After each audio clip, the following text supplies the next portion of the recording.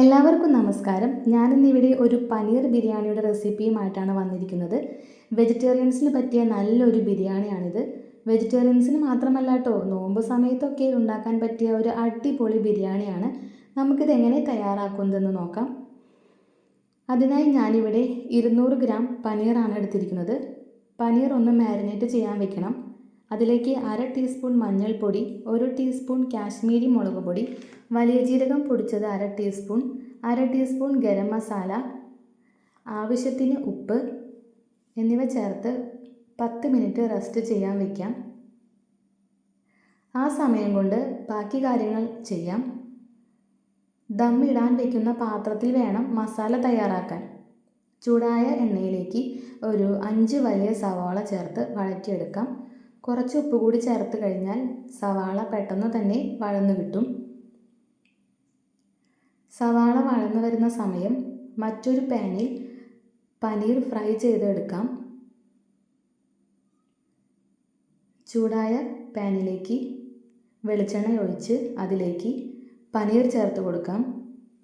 2 സൈഡും നന്നായിട്ട് ഫ്രൈ ചെയ്യേണ്ട ആവശ്യമില്ല, ചെറിയ രീതിയിലൊന്ന് ഫ്രൈ ചെയ്താൽ മതി.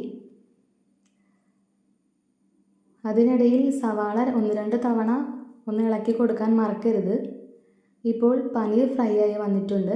ഇത് നമുക്ക് ഒരു പാത്രത്തിലേക്ക് കോരി മാറ്റാം.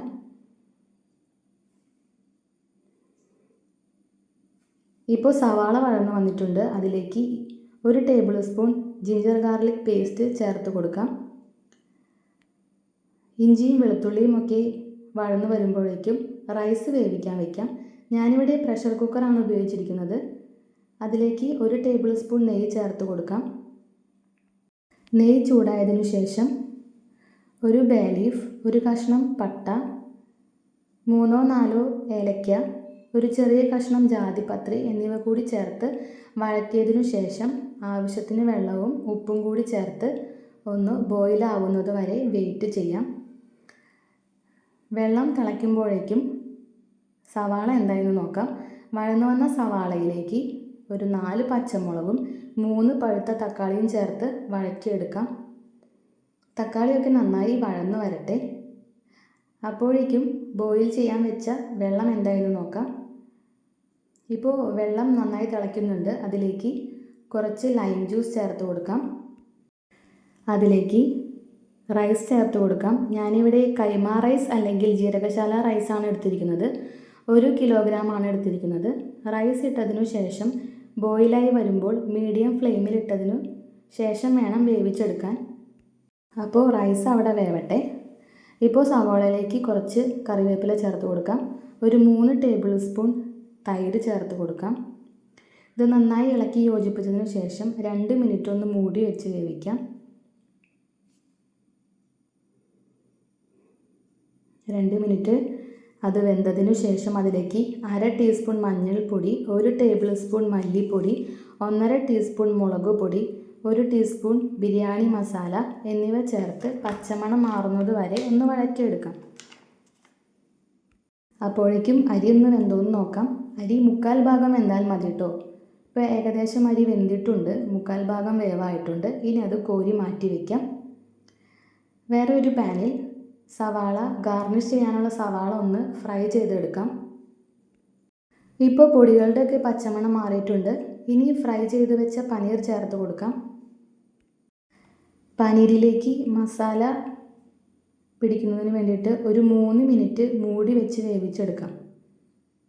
അതിലേക്ക് കുറച്ച് മല്ലിയിലയും പുതിനയിലയും ചേർത്ത് കൊടുത്തതിന് ശേഷം ഒന്ന് ഇളക്കി പരത്തി ഇടാം. അതിലേക്ക് 1/4 ഭാഗം വെന്ത റൈസ് ചേർത്ത് കൊടുക്കാം. 1 ലെയർ റൈസ് ഇട്ടതിനു ശേഷം കുറച്ച് ഗീ ചേർത്ത് കൊടുക്കാം. ഞാൻ അതിൻ്റെ വീഡിയോ എടുക്കാൻ മറന്നുപോയി. അതിലേക്ക് അടുത്ത ലെയർ കൂടി റൈസ് ചേർത്ത് ഫ്രൈ ചെയ്ത് വെച്ച സവാളയും മല്ലിയിലയും പുതിനയിലയും കുറച്ച് നെയ്യ് കൂടി ചേർത്ത് നന്നായി ഒന്ന് മൂടി വയ്ക്കാം. ഒരു 20 മിനിറ്റ് ദമ്മിട്ട് കൊടുത്താൽ മതിയാവും. നിങ്ങൾക്ക് വേണമെങ്കിൽ ഒരു അലുമിനിയം ഫോയിൽ പേപ്പർ ഉപയോഗിച്ച് ഒന്ന് നന്നായി റാപ്പ് ചെയ്തതിനു ശേഷം അത് മൂടി വയ്ക്കാം. എൻ്റെ കയ്യിൽ ഫോയിൽ പേപ്പർ തീർന്നതുകൊണ്ട് ഞാൻ വെച്ചിട്ടില്ല. ഒരു 20 മിനിറ്റെങ്കിലും നന്നായി എയർ കിടക്കാത്ത രീതിയിൽ മൂടി വയ്ക്കാം. അതിനുശേഷം നമുക്കിത് സെർവ് ചെയ്യാവുന്നതാണ്. നല്ല ചൂടോട് കൂടി തന്നെ സെർവ് ചെയ്യണേ. ഇത് നല്ലൊരു ടേസ്റ്റാണ്. എല്ലാവരും ഒന്ന് ട്രൈ ചെയ്ത് നോക്കണേ.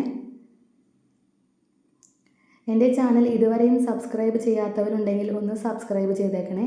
ലൈക്കും കൂടി ചെയ്യണേ.